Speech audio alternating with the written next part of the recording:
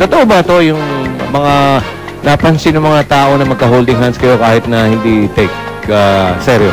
Totoo yun to, Joey, kasi karamihan talaga ng mga eksena namin, magkahawa kami ng kamay, sumasayaw kami dahil may relasyon nga kami sa storya. And kasi ang nangyayari sa amin, malalayo yung mga location ng bawat eksena. For example, from the bundok, pupunta kami ng beach, magkakasunod parati yun. So, yung travel time na inaalalayan ko siya parati. Gentleman sa seryo eh. Marian, Marimar, anong pinakamahirap na eksenang nagawa nyo na sa palagay nyo so far? Siguro po yung nagalit ako ng gusto kay Seryo. Kasi pinaglaruan ako ni Angelica no na talagang binaboy niya talaga yung mukha ko doon. So, nagwala ako doon. Mahirap yun. Okay. Alam niyo mga kaibigan, kung mapapansin nyo, yung mga billboards, talagang billboards ng Marimar, nagkalat, puro sexy. Ito ba yung hudyat na ng pagbabago ng image yung dalawa? Dong. Basta ako, masasabi ko, maganda talaga kayong kinalabasan ng picture niya. Sexy talaga. Ayun ako, cute kayong dalawa. Cute yung pair nyo, cute si Seryo, cute si Marimar, at inaabangan na lalo ng mga fans niya nung araw at yung mga bagong fans ngayon. Sa inyong dalawa, anong pinaka-paborito nyong parte ng katawan? Ding Dong, anong favorite na part mo sa katawan ni Marimar? Sa kanya, yung parati ko nakikita sa ilong. Ilong. Ikaw naman, Marian, anong paborito mo kay Ding Dong? Dibdib niya. Dibdib? Wow, mga kaibigan. Eto, narinig na natin to. Akala ko nga yung pumasok na ganun. Si Karil anak pala ni Biggie. Ano ba itong kay Karil? Totoo bang nagkakasilusan dito dahil sa nangyayari? Wala namang problema. Wala namang problema. Everything's alright. Yung sagot mo parang, wala problema. Ikaw, hindi ka naapektuhan pag nakikita mo si Karil?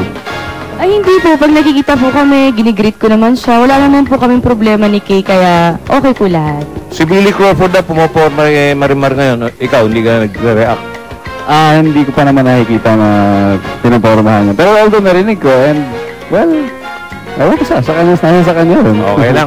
Ito, alam niyo mga kaibigan, sa Lunis na to Sa Lunis na. Actually, mula ngayong oras na to, sunod-sunod yan, celebrity duets, marinig. Pero sa Lunes, mga kababayan, simula na po ng Marimar, imbitahan nyo na sila dong.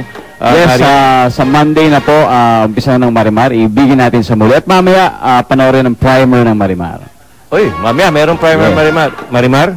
Ayun po, sana po, supportahan niyo po kami at may mall show po kami sa SM San Lazaro po. Abangan niyo po kami dyan mamaya. Marimar, sa Lunes na, pero hindi natin sila pawawalan kung hindi tayo bibigyan ng sample ng Galaw Marimar. Pwede ba, Seryo? Marimar, ano? Wala pa kayo mga kamay? Ladies and gentlemen, Marimar and Seryo! Lumaki sa tabiagat, sa loob ko namumulat.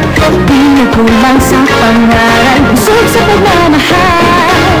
Marimar, ako si Marimar. Simple man at mahirap, meron din mga pangarap. Hindi kita isasayaw!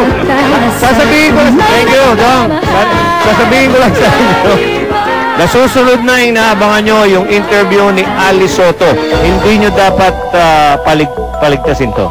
Okay? Akala mo paliligtasin kita? Marimar! Okay, babalik po ang Star Talk. Ali Soto, pagbabalik ng Star Talk.